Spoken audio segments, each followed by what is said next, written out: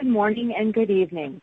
Welcome to the Sea Limited second quarter 2020 results conference call. All participants will be in listen-only mode. Should you need assistance, please signal a conference specialist by pressing the star key followed by 0. After today's presentation, there will be an opportunity to ask questions.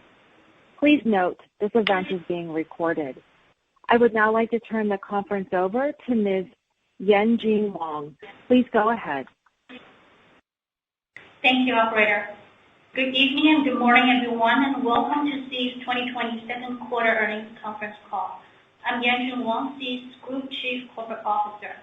Before we continue, I would like to remind you that we may make forward-looking statements, which are inherently subject to risks and uncertainties and may not be realized in the future for various reasons as stated in our press release. Also, this call includes discussions of certain non-GAAP financial measures such as adjusted revenues, adjusted EBITDA, and net loss excluding share-based compensation and changes in fair value of the 2017 convertible notes. We believe these measures can enhance our investors' understanding of the actual cash flow of our major businesses when used as a complement to our GAAP disclosures. For a discussion of the use of non-GAAP financial measures and reconciliation with the closest GAAP measures, please refer to the section on non-GAAP financial measures in our press release. I have here with me Sea's Chairman and Group Chief Executive Officer, Forrest Li, and Group Chief Financial Officer, Tony Hou. Forrest and Tony will share strategy and business updates, operating highlights, and financial performance for the quarter. This will be followed by a Q&A session in which we welcome any questions you have. With that, let me turn the call over to Forrest. Thank you, Yanjun. Hello, everyone, and thank you, as always, for joining today's call. Over the last few months, our teams have continued to work hard to support local consumers and small businesses during this challenging time. At every level of the business, our teams have strengthened their efforts to help our communities to benefit from the digitalization of the economy. We also focused on contributing to economic recovery across our market through various local initiatives as well as government-led efforts. Against this backdrop, I'm pleased to share that Sea is reporting very strong results for the second quarter. We also enjoyed accelerating growth across all three of the key pillars of our business. As we noted last quarter, we have been witnessing a profound structural shift to digitalization across our market. Even as movement restrictions are being loosened or lifted in many markets, we continue to see strong user growth and the deepening of user engagement across our platforms. This is well aligned with our view that the structural shift to digitalization will be long-lasting. We further believe that we are very well positioned to capture the accelerated growth opportunities created by the rapid expansion of the digital economy. This is also reflected in our very strong results for the second quarter. Let me highlight a few key performance metrics for the quarter. On the group level, I'm particularly pleased to note that we recorded positive adjusted EBITDA of $7.7 million. Our quarterly adjusted revenue grew 93% year-on-year to reach $1.3 billion. Our gross profit grew by 106% year-on-year to reach $200.8 million. We believe the strong top-line growth and the continued bottom-line improvement demonstrate our ability to deploy our capital in a highly effective and efficient manner. It also speaks to the fundamental strength of our business model, which allow us to fund our rapid growth substantially through cash generated from operations. Let me talk about each of our business lines, starting with digital entertainment. Garena had another excellent quarter and achieved several historical highs. We reached more people than ever before, with close to 500 million active users around the globe playing Garena games during the quarter. That represents an increase of 61% year-on-year. As we rolled out more new content than ever to entertain and engage our users, our paying user ratio improved further to hit 10%. Our quarterly paying user number grew at a very strong rate of 91% year-on-year to reach 49.9 million. As a result of this strong user and paying user growth, adjusted revenue for the quarter reached $716.2 million, up 62% year-on-year. Our adjusted EBITDA margin also reached a new record high of 61%. I want to highlight in particular the very strong performance of Free Fire. It continues to set new records in user growth and engagement. Free Fire recently hit a new record high in terms of peak daily active users of more than 100 million. According to FNE, in the second quarter, Free Fire continued to be the top grossing game in both Latin America and Southeast Asia across both iOS and Android. Thanks to Free Fire's enduring global appeal, it also ranked as the third most downloaded game worldwide across iOS and Android in the quarter. A key driver of Free Fire's success is our ability to create captivating content that engage our global user community. For example, we have observed that users enjoy the unique creative themes and storylines we deploy for each of Free Fire's Elite Pass seasons. One of the most popular Elite Pass concepts of the last few months was Rampage 2 Uprising. This was a reboot of Rampage, one of the best received in-game campaigns of last year. For this year's Rampage event, we introduced the new 4v4 strategy mode, which proved very popular with our users. We are excited to see the positive user sentiment around the return of Rampage. We believe that recurring events with new creative content such as this help to build user affinity with our game and sustain long-term user engagement. We are also partnering with other global IP holders to create memorable content experiences for our users. For example, in July, we announced a partnership with Netflix for a special in-game crossover with its global hit show, Money Heist. For this, we have worked with Netflix to create a Money Heist-themed in-game takeover, which is expected to be launched in September. Users will be able to enjoy a new game mode inspired by the plot of Money Heist, and can purchase virtual skins modeled after the iconic outfits in the TV series. To further enhance user engagement, we have successfully migrated our esports activity online over the last few months. For example, in recent months, we held large-scale esports events in both Asia and Latin America.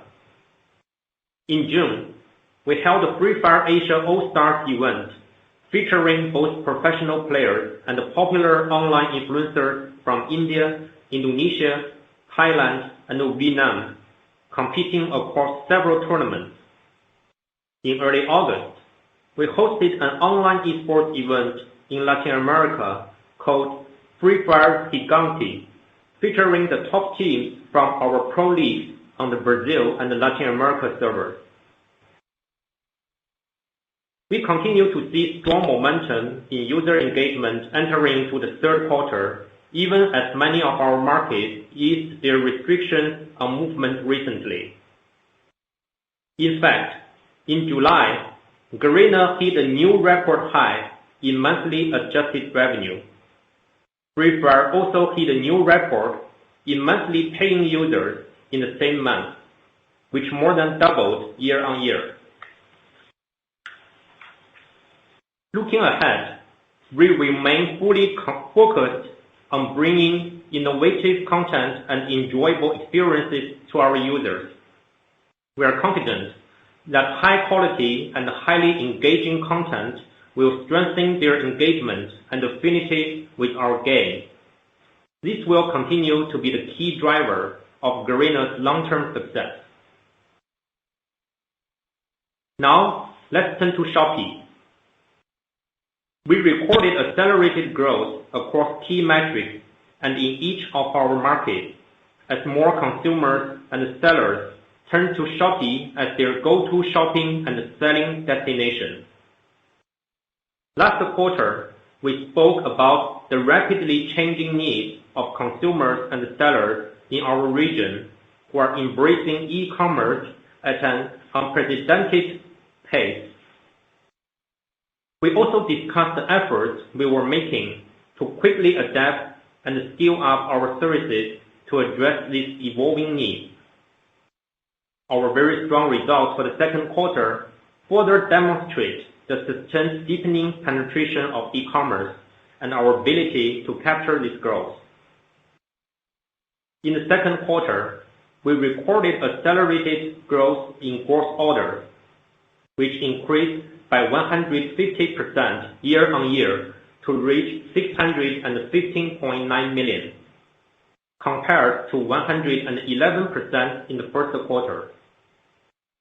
Moreover, gross orders for Shopee Mall increased at an even faster pace of more than 210% year-on-year, as more and more global and local brands partnered with us to cater to their increasing and evolving demands for online solutions. In Indonesia, our largest market, our year-on-year growth rate in terms of orders further accelerated. We recorded over 260 million orders for the market in the second quarter, or a daily average of over 2.8 million orders, an increase of over 130% year-on-year. We also saw significantly accelerated year-on-year growth in GMV, which exceeded $8 billion. This represents a year-on-year growth rate of 110% compared to 74% in the first quarter. According to App Annie, in the second quarter, Shopee continued to rank first across Southeast Asia by downloads, monthly active users, and the total time in app on Android. In Indonesia, Shopee extended its lead and once again ranked first in the Shopee category by downloads, monthly active users, and the total time in app on Android. In terms of monetization, adjusted revenue grew by 188% year-on-year to reach $510.6 million. I'm pleased to note that our monetization rates have largely recovered to pre-pandemic levels. Adjusted revenue as a percentage of the total GMV increased to 6.4% from 5.1% for the previous quarter. Adjusted marketplace revenue as a percentage of total GMV was 4.7% in the second quarter of 2020, compared to 3.8% in the first quarter. Meanwhile, we drove further improvements in operating efficiency even as we significantly scaled up our operations. Adjusted EBITDA loss per order decreased by 51% year-on-year to 50 cents, compared to $1.01 for the second quarter of 2019 and 60 cents in the first quarter. While we gradually ramped up monetization, we continued to provide strong support to our seller communities most affected by the pandemic through fee relief and other financial and operational assistance. In many of our markets, we have launched or scaled up support programs for local SME sellers during the quarter, offering financial and marketing aid to help them reach new audiences. we have also devoted significant efforts to create more opportunities for local entrepreneurs and small businesses to grow their presence online. In Thailand, for example, we have partnered with the government to develop and roll out training and support programs targeting farmers. Our program aims to reach 1.5 million farmers in the coming years to enable them to start and scale their business on Shopee. Similarly, in Malaysia, we organized a special online sale festival for durian producers to ensure they could get their food to consumers while fresh. These are all part of our commitment to driving economic recovery in our local communities. In terms of engagement with our consumers, in the second quarter, we continued to enhance the highly social user experience that Shopee is known for. Our live streaming feature is growing in popularity, and we are expanding the types of content that we offer to our users. For example, in late June, we partnered with the organizers of KCON, the most popular festival of K-pop music, to stream their hugely popular annual concert series exclusively on Shopee. At the same time, we are expanding our ability to support the needs of sellers and brands across the region. In July, we partnered with Google to launch a new service called Google Ads with Shopee. This integration enables brands on Shopee to create Google Shopping ads directly in the Shopee brand suite.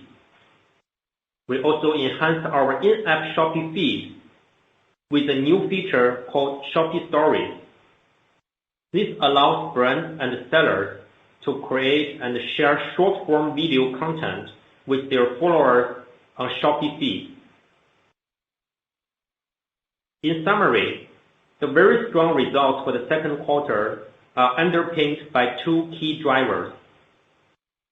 First, e-commerce penetration continues to deepen across markets and demographics. This momentum continues into the third quarter, even as most of our markets have emerged from lockdown. Second, with our strong market leadership and our ability to adapt quickly and effectively, Shopee is capturing, and we believe will continue to capture, an outsized proportion of the growth opportunity. With that in mind, we will continue to focus on investing with efficiency in the long-term growth of Shopee to further strengthen our market leadership. We continue to firmly believe that this will lead to much greater returns over the long run.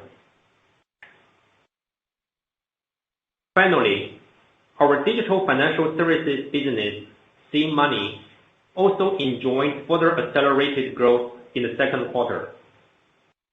Accelerating digitalization is driving increased need for quick and convenient online and contactless payment options, as well as other digital financial services.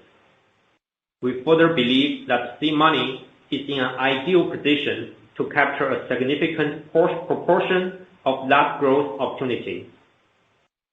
SeaMoney's focus continues to be leveraging on Sea's strategic leadership positions in some of the largest use cases for digital payments in e-commerce and digital entertainment.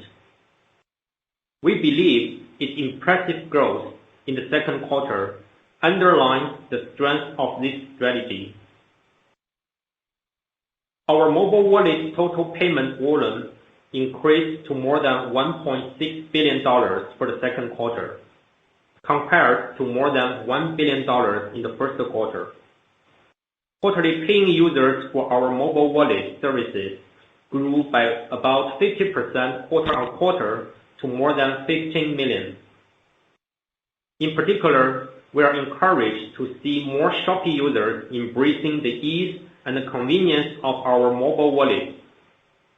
In the month of July in Indonesia, our mobile wallet services were used to pay for more than 45% of gross orders on the Shopee platform. As we scale up the SeaMoney business, we are applying the same rigorous discipline and focus on efficiency that is the hallmark of Sea's business. Even as we recorded a huge jump in user numbers and the TPV for the quarter, our adjusted EBITDA loss for this segment remained relatively flat quarter-on-quarter.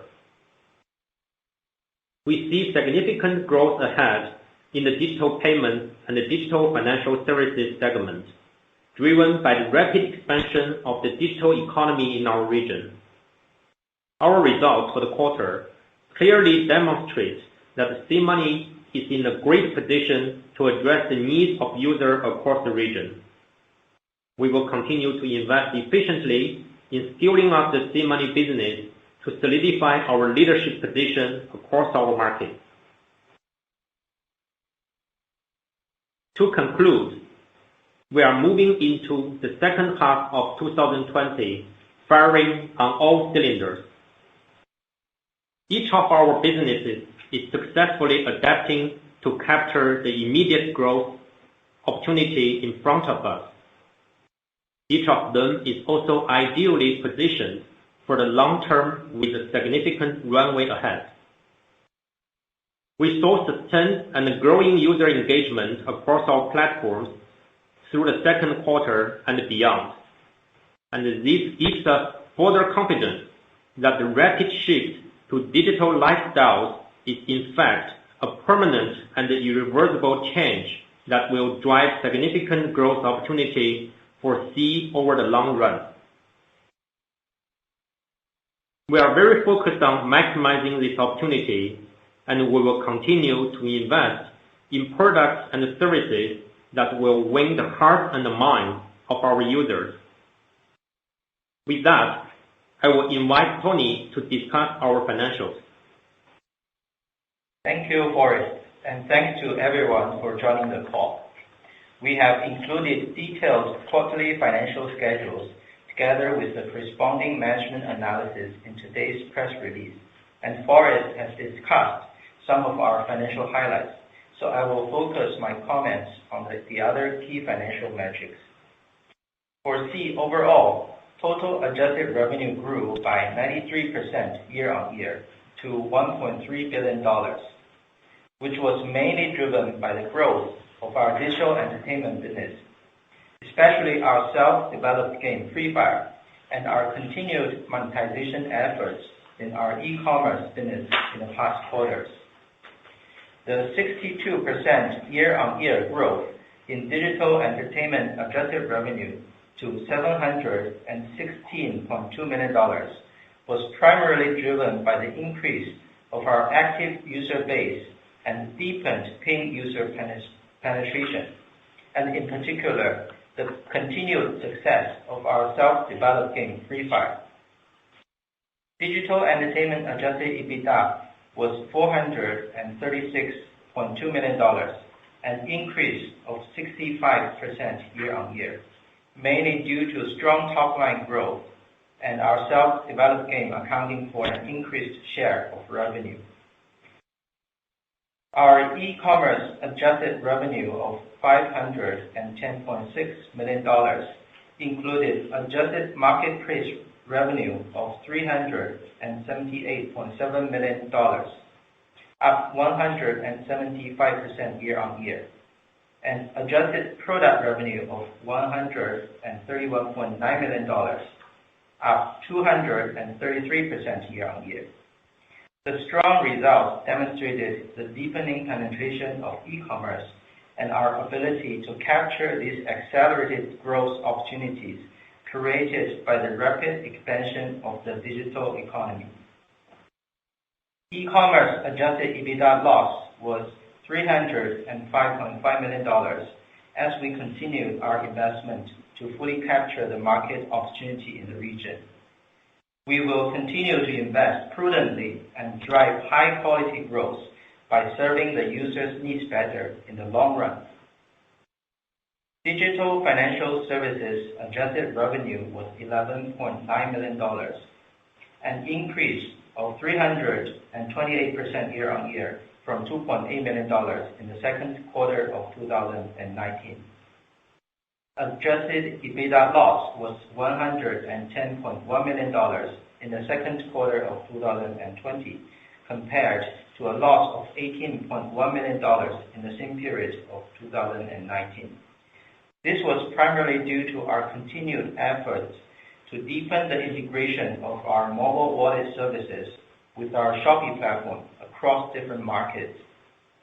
We have also been expanding the suite of online and offline third-party use cases and partnerships. Returning to our consolidated numbers, we recognized a net non-operating income of $7.6 million in the second quarter of 2020, compared to a net non-operating loss of $29.2 million in the second quarter of 2019. Non-operating gain in the second quarter of 2020 was primarily due to a gain from the sale of a controlling equity stake and remeasurement of our remaining stake in an operating entity in our other services segment, partially offset by higher interest expenses. The revenue from the entity disposed of contributed to a large portion of the revenue of our other services segment in the past, and the entity is no longer consolidated following such disposal.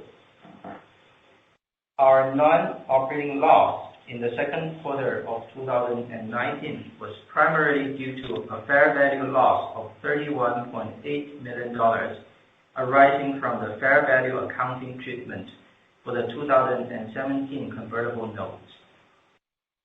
We had a net income tax expense of $27.8 million in the second quarter of 2020, which was primarily due to withholding tax and corporate income tax recognized in our digital entertainment business.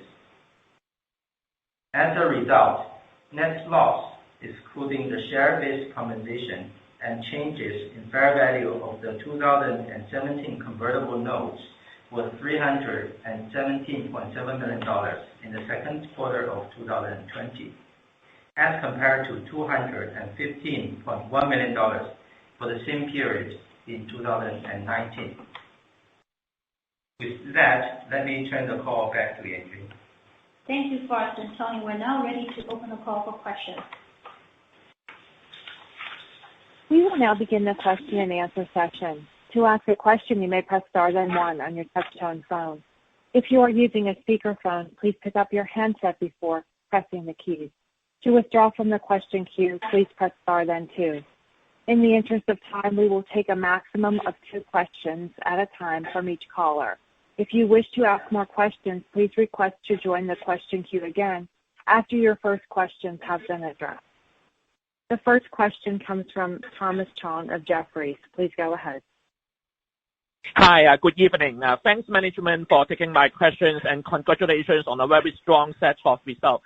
My question is about our annual or our full-year outlook.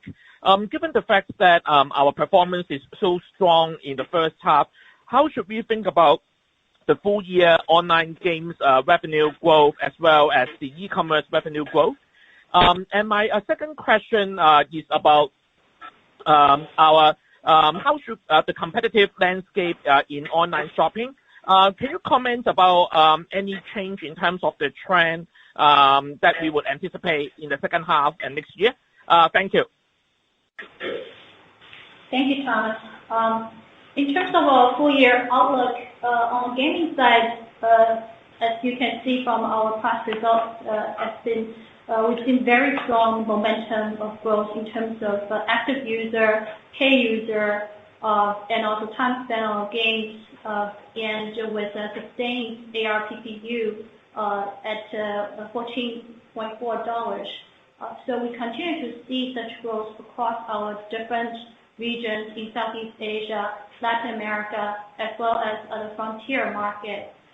where we have a strong footprint in, and that both true for our active user base as well as pay user base with sustained ARPPU. Therefore, we believe we will continue to benefit from the tailwind in terms of the deepening digitalization as well as people looking for entertainment online during the social distancing requirements in the middle of the pandemic. The situation is still evolving. We are continuing to observe, and at this stage, it's hard for us to pinpoint the exact number in terms of full year guidance yet, but we are very confident of outperformance. That one is for sure. But in terms of the exact number, we will look to report back later when we have more information. As we mentioned, for July, our paying user for Free Fire has doubled again year on year, and July also is a historical high in terms of adjusted revenue for our game business. Therefore, the trend still is quite positive, and we will continue to observe how it goes. In terms of the e-commerce segment, again, we are seeing very strong tailwind as we expand our market leadership in each market we are in terms of growth in year-on-year growth in GMV, in order, active user, time spent, frequency, all the metrics we've seen very high growth rates. And this is continuing into the third quarter. As you know, in most of our markets, the social distancing or strict lockdown has been lifted in the middle of the second quarter. Despite the lifting of such a movement restriction, we continue to see very strong momentum in e-commerce adoption. And that is true also for example, in terms of brands moving online. We mentioned we have more than 200% year-on-year growth in orders from our Shopee Mall. And we also see other professional sellers increasing their sales online and increasing their entire sales onto our platform, as we are the go-to platform for sellers as well as buyers in our region. And that also goes to the competitive landscape in our markets. I think it's been quite clear from the past performance and that we are fast gaining market share. And while the deepening of penetration is ongoing, as the clear market leader, we've taken a disproportionate share of the market growth. And this is also manifest in our ability to further deepening monetization. And during this period of time, as we mentioned before, that we will continue to gradually ramp up monetization over time. And we've been doing this at the same time, we're giving relief to our sellers and helping new sellers on board our platform, etc. So therefore, you can see from the past results that we're gaining market share in terms of both our growth, but also our pricing power. Thank you. As a reminder, please limit yourself to 2 questions. The next question comes from Miang Chuan Ko of Goldman Sachs. Please go ahead. Hey, hi, evening. Congrats on the results. Firstly, on gaming, can management provide some color on Free Fire's contribution to total revenues? And also, what is the latest traction in India for second quarter, alongside any comments or data points you can share around new games, such as Fantasy World, right, which was launched fairly recently. And secondly, on e-commerce, you talk about GMV growth remaining strong in the quarter. Can you elaborate a little bit more on this? Surely there must be some deceleration in growth as offline is gradually coming back. Is that sort of fair to say? And is it possible to break down the take rate for us in second quarter? How much was from value-added services, commission, advertising, etc.? Thank you. Thank you, MC. We definitely see very strong growth on Free Fire, and I think that the very strong growth as the gaming side overall is largely driven by Free Fire across various markets. We don't give a specific breakdown, but overall, we continue to see Free Fire being the biggest game in our portfolio. In terms of Fantasy Town, it is a casual farming simulation game we recently licensed. This is really as a effort by our game team to expand our portfolio of games into some of the casual genres as well. It's very preliminary, so we don't have too much to share. I think it's always a good sign as we continue to diversify our portfolio. In terms of the Shopee growth, I think if you look at our markets in a market-by-market analysis, I think as I shared in Q1 before, it really depends on, for some markets where it's more affected by social distancing rules or strict lockdown or a longer period of strict lockdown, you see more accelerated growth compared to markets that's less affected. For example, in some of our markets, like the Philippines, where you see a resurgence of cases and reimposition of stricter lockdown, we even see further accelerated growth going into Q3 compared to Q2. In some other markets, we see sustained high growth that is at a much higher level compared to pre-COVID period. That actually applies to most of our markets. And in markets like Taiwan and Vietnam, where so far there haven't been many cases, or they imposed a very short period and very limited lockdown, the effect has always been more moderated. But even in a market like Taiwan, where there were never a lot of cases and was never a lockdown, this year we see heightened growth, meaningfully heightened growth compared to last year. Again, it speaks to our ability and operational strength, organizational strength in navigating a pandemic situation and capturing the growth that comes with the lockdown, and at the same time shows that in markets where it's less affected by lockdown, given our market leadership, we continue to enjoy accelerated growth well ahead of the general market growth rate and capturing further market share.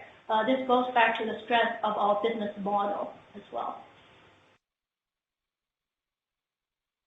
Yeah, any comments on take rate? In terms of take rate breakdown in Q2, I think it's consistent with our past quarters that most of our take rate or adjusted revenue came from the high margin streams of revenue, including commissions, handling fees, as well as the advertisement. Got it. Thank you. Thank you. The next question is from Alicia Yap of Citigroup. Please go ahead. Hi, thank you. Good evening, Forrest, Tony, Yanjun, and management team. Congratulations on the strong set of results, and thanks for taking my questions. I have a questions on the Shopee business. So I wonder if management, if you wanted to highlight 2 to 3 key points that you have learned, right, the most changes in terms of user behavior on the purchasing category frequency or even the merchant's attitude, and also the category mix in terms of the GMV contribution this year, right, post-COVID versus previously you anticipated in terms of the mix. And then second questions, wanted to ask about the change of the accounting reporting method that you highlight in the press release. So can you elaborate a little bit the reasons for the change and also the timing? Why don't we wait a little bit until the end of the 2020 on the full year results and we have a change? And also, is that implying the full year revenue guidance that you previously provide, which is on the adjusted revenue basis, that is no longer valid, that we should not be referenced to? Thank you. Thank you, Alicia. In terms of Shopee user behavior, I think we see very strong momentum on both fronts. One is active buyer number, active seller number, and buy frequency and time spent have been increasing. For example, in terms of buy frequency, before we reported more than 4 times, and this we're seeing more than 5 times a month on average. In some of the markets, like Indonesia, it's getting close to 6 times a month, and this is sustaining into even after the lockdown period. In terms of a category mix, we reported before in Q1 that we saw strong surge in terms of hygiene-related products as well as home and living products, which is also related to working from home requirements. We continue to see that in large part of Q2. And as life gets a bit back to normal in Q3 with easing of certain movement restrictions, we start to see fashion to pick up again. So therefore, I think that in terms of category growth, has been quite strong across the different core categories that we have. In terms of adjusted revenue reporting, the reason we're making this change is that in connection with the ordinary course review by SEC of filers' annual report, we received 2 questions from SEC. One is relating to the MD&A section of the annual report to add a little bit more color on operating cash flow differences, and which we have provided supplemental information to the SEC. And the other one is regarding the reporting of adjusted revenue in our earnings release. We have also, as we mentioned in the earnings release, determined that we will not be reporting adjusted revenue for the gaming segment. Instead, we'll be using bookings, which is again GAAP revenue plus changes in deferred revenue as an operating metric. And going forward, so that shouldn't change the guidance that we gave before for the gaming segment. And in terms of e-commerce and other segments, we will also not report adjusted revenue, and instead we'll just be reporting GAAP revenue. For the full year guidance for e-commerce, we will continue to provide the sales incentives net off, so that you can use that to add back to the GAAP revenue for e-commerce and other segments. For e-commerce segment to compare against the full year guidance on adjusted revenue we previously gave. With one round of response to SEC already feel very satisfied and closed their case. The response letter and the correspondence with SEC will come out in about a month's time, so we should expect to see it in September. The next question is from Piyush Choudhary of HSBC. Please go ahead. Yeah, hi. Congratulations to the management. Questions. Firstly, your adjusted marketplace revenue as a percentage of GMV has increased to 4.7% this quarter. Can you elaborate what drove the increase and the medium-term outlook for the same? And secondly, on the logistics, is third-party logistics a bottleneck for growth? And what's your long-term strategy over here? Is Shopee looking to invest in its own managed logistics fleet? Thank you. Thank you for the question. In terms of adjusted revenue growth, it's again mainly driven by our commission as well as advertisement, and also the product revenue, which are the 3 main components of the marketplace adjusted revenue. In terms of commission also, given the recovery of cross-border side, as well as the increased demand from Shopee Mall, with more brands joining us, we continue to see positive trends. And we, in fact, also see more users, more sellers using our advertisement programs and Fulfilled by Shopee programs to serve their buyers better during this pandemic, and that also helped to drive the growth rate higher, take rate higher, sorry. And we will, as we mentioned, we'll continue to gradually ramp up monetization over time. In terms of 3PL, I think given the pandemic situation, so far we've seen very strong performance by our 3PL partners across different markets. They made a huge effort in close collaboration with us to deliver as many packages as possible to our users, as shown in the heightened growth of our order volume in Q2 and enduring into the Q3. And I think this is basically a demonstration of our strength of the relationship with them, and in terms of our operational network with 3PLs. We continue to work across different top 3PLs in different markets, as well as supplementing the capacity with our own express delivery team. So we will continue to provide good services to our buyers despite the movement restrictions being imposed.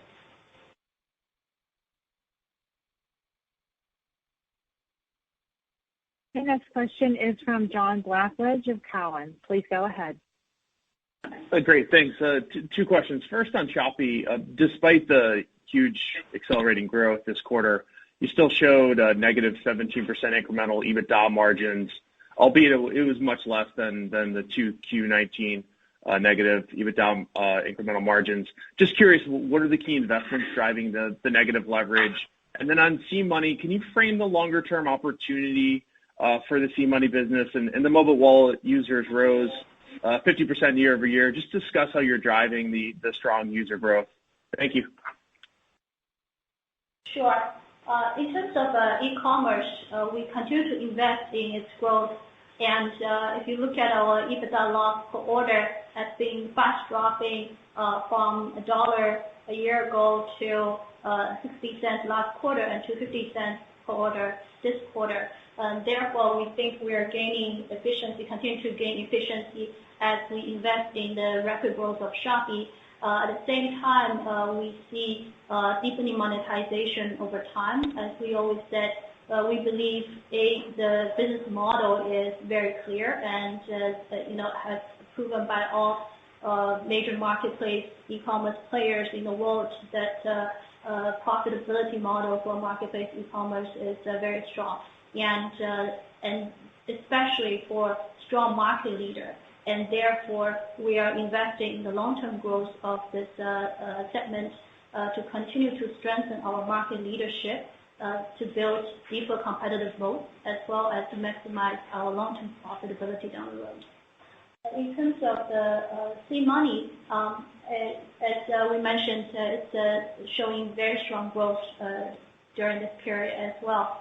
And we have the largest online use cases and natural use cases that allow us to not only build a mobile wallet with efficiency, but also to drive other digital financial services across the different markets with the strong user affinity, the data, and the sophistication of the use case we have.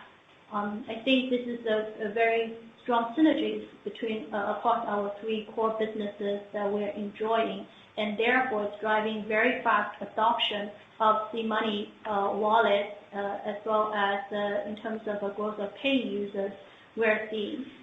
We will continue to drive the growth of SeaMoney primarily through our own large and sophisticated use cases that in terms of a long-term potential, we think it's definitely very big, given that the demand for digital payments and digital financial services is huge in our market, given the under banking population and under penetration of traditional financial services.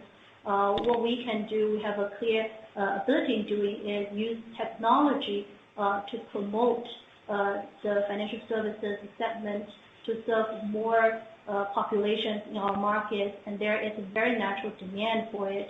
The current pandemic just further accelerated the penetration of digital financial services and the mobile wallet for everybody, as people all look for alternative ways of paying for things online, as well as contactless payment methods.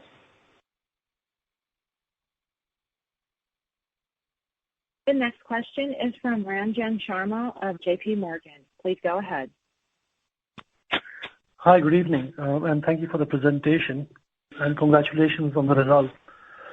Two questions from my side. Firstly, on e-commerce, talking about the competitive environment, what we understand is that some of your peers might not be on a strong footing in terms of raising capital or competing in the market.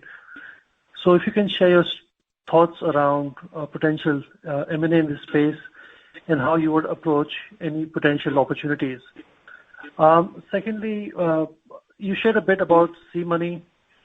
Maybe you can also compare to other fintech companies, especially offerings from other super apps in the region, and how you differ.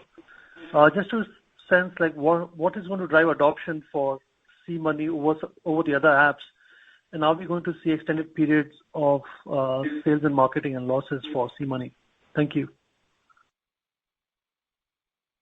Sure. In terms of competitive landscape, I think we're in a very strong position that we're growing fast and faster, quote unquote even, and we are also further strengthening our market leadership position. And as we have demonstrated, we're self-funding our growth in e-commerce. Now, if you look at certain other competitors who are both losing money and therefore dependent on external funding for it and losing market share, I can see why it could be very difficult to fundraise. So I think this has put us in a even stronger competitive position. While we're open-minded about all possibilities, we continue to assess the competitive landscape carefully and to focus on strengthening our own operations and serving our sellers and buyers better. I think this is the best focus long-term for us in growing our marketplace. And in terms of the digital financial services, SeaMoney, I think what really gave us strength, or I would say competitive strength in the sense that we have very large and perhaps the largest online use case, which is the e-commerce as well as digital entertainment. Especially on the e-commerce side, this is not only big, but it's also closest to people's wallets and purchase behavior. That allow us to have the right amount of data to build more financial services on top of digital payments. We think the e-wallet is not being all ending all kind of services. We would like to provide a comprehensive suite of services to our users to offer them more options online. And this is the strength we have in building that. And second, we are able to self-fund our growth in SeaMoney. As you can see, we have been very focused on investment efficiency and scaling with right amount of investment at the right time with the right market conditions, and then maximizing the leverage we have of our own use cases. I think this really set us apart. A super app as a concept, it's a concept people talk about, but I think there are a lot of executional details. It's not about lumping everything together in one app and just hoping that a user will somehow use all of those. You need to make sure that from a user experience, operational, business model perspective, everything makes sense together and can add to each other and create synergies across different functionalities. And that's what we are very much focused on. The next question is from Varun Ahuja of Credit Suisse. Please go ahead. Yeah, hi. Thanks for the opportunity and congrats on a good set of numbers. Two questions for me. First, if you can give some color on the sales and marketing spend that you've been doing this quarter in terms of how the qualitative trend has been on shipping subsidies, how much is still on brand promotion and discretionary spending? That will be helpful. Secondly, on digital financial services, if you look at, you mentioned that the total payment transaction is 1.6 billion, which is around 20% of the e-commerce GMV for this quarter, and it looks like mostly it is in Indonesia. So if you look at the genesis of payment business, it was pretty much strong in Thailand and Vietnam. So just wanted to understand how the take-up of payment has been, because infrastructure-wise, that was one of the early markets for you to doing well, but looks like Indonesia has kind of taken over. So just wanted to understand how you're looking at this segment. And lastly, if I can sneak in on category mix, if you can give more colors on how much is grocery now and versus some of the other categories which have been strong at fashion or health and beauty will be helpful. Thank you. Sure, thank you. In terms of sales marketing spend for e-commerce, discretionary brand spending is already the biggest component for Q2. In fact, we've been increasingly efficient on shipping subsidies. While our buyers continue to enjoy that, it is increasingly being funded by free shipping and other programs we have with sellers, as well as rebates from 3PLs.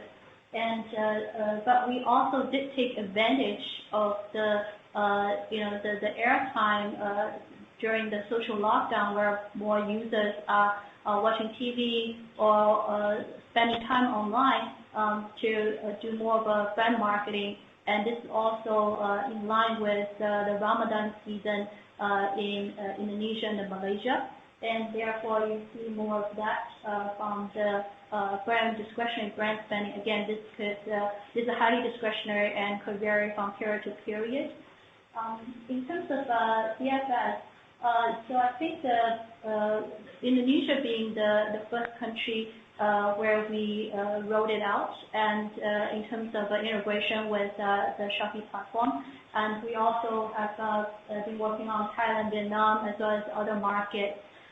We see over time strong adoption in the other markets as well. As you well put, I think the strategy as well as the operational approach needs to be tailored for each market, and we've demonstrated in terms of in running our e-commerce business. This is actually one of our strengths, is to hyper localize our operations as well as the design of the product for each market, and we will continue to do that, and we continue to see strong growth contribution from all the other markets as well, in addition to Indonesia. In terms of category mix for the quarter, as mentioned earlier, we see stronger demand for home and living and hygiene products, as well as FMCG products during the quarter, and which is probably explained by the social distancing and lockdown rules. But at the same time, we saw fashion and health and beauty start to re-accelerate going into the third quarter, as many of the lockdown rules have been eased, with continued strength in other categories as well. So FMCG still remains a very small part of our category mix. Our main category mix hasn't really changed that much.